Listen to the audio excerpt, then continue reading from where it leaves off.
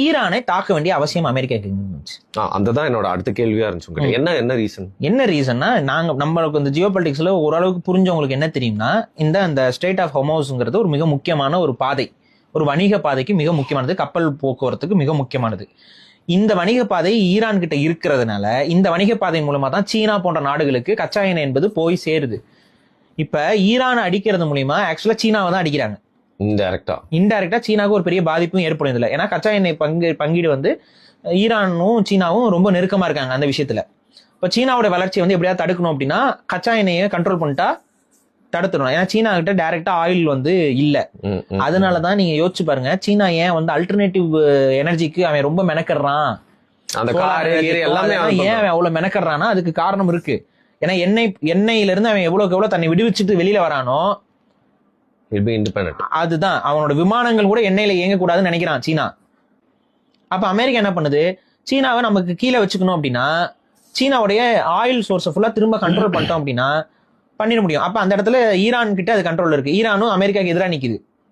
அப்ப இவங்களுடைய பவர் ஹவுஸா ஒரு பவர் ஹப்பா இருக்கிறதுல மொதல் என்ட்ரி பாயிண்ட்ல ஈரான் நிக்குது.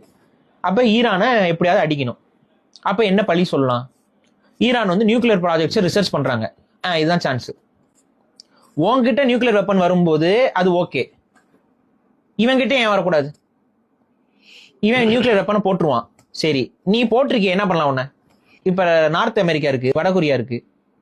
வடகொரியாவும் தான் நியூக்ளியர் ரிசர்ச் எல்லாம் பண்ணிட்டு இருக்காங்க. ஆக்சுவலா அவங்களுக்கு வெப்பன் இருக்குன்னு தான் சொல்றாங்க, முடிச்சிட்டாங்க, சக்சஸ்ஃபுல்லா பண்ணிட்டாங்கலாம் சொல்றாங்க. தெரியல நமக்கு.